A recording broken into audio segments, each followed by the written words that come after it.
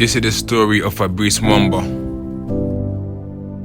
He was born in the Congo and came to England in 1999 to join his father as an asylum seeker because of the war in Congo. The family lived in Lee Bridge Road next to the library in Leighton. He excelled academically in school. During his second year at school, he met a guy called Rashid.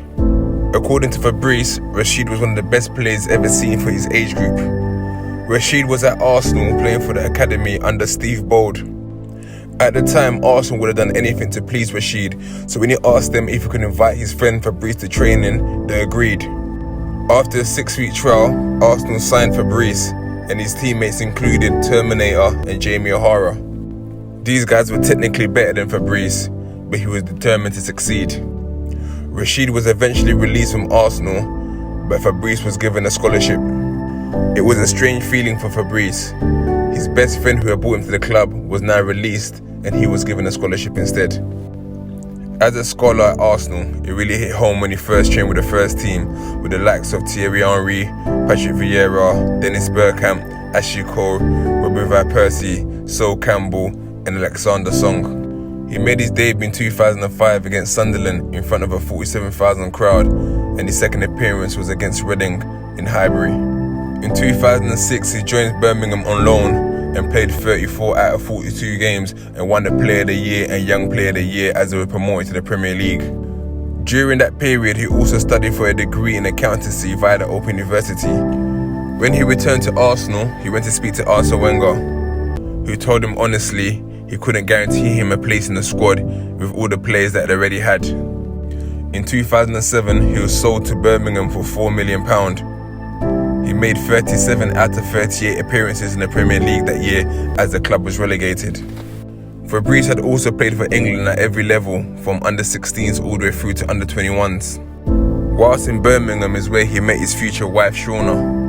With Birmingham being relegated, Fabrice wanted to stay in the Premier League, and Bolton made a £5 million offer, which was agreed. When he first moved to Bolton, it was a bit of a culture shock. He wasn't used to being in a small town where he had been in London and Birmingham earlier, and he felt the atmosphere was always grey, there was no sunshine. But he decided to knuckle down. He said he was made to feel welcome by Captain Kevin Nolan, Juve and Ricardo Gardner. At this time as well, his missus became pregnant. His first couple of years at Bolton, he enjoyed every single moment, he really loved it. He signed a new contract and things were going really well.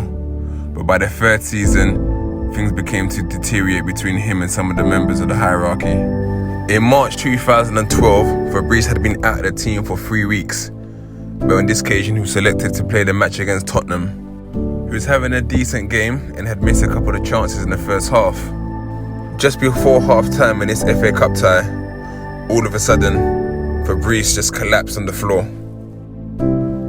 Tottenham player Raphael van der Vaart was the first person to spot him and immediately called for medical assistance. Fabrice's heart had stopped beating. He was practically dead. Medical staff rushed to assist him and perform CPR.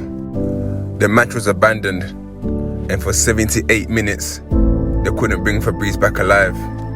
The medical staff kept working away, and miraculously, his heart started to beat again.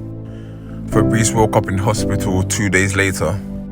Confused, he didn't know what had happened to him. Medical staff then said he had to have a pacemaker for him to continue playing football, as no club would sign him without one. Fabrice went to see the top surgeons in the world, but was told the risk was too heavy for him to continue playing football.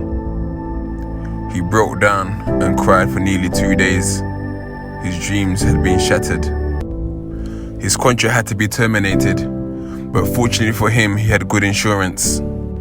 Football is a magnificent career for anybody, but more important than that is actual life itself. And Fabrice was thankful for his life and his family. He married Shauna, and they have 3 kids.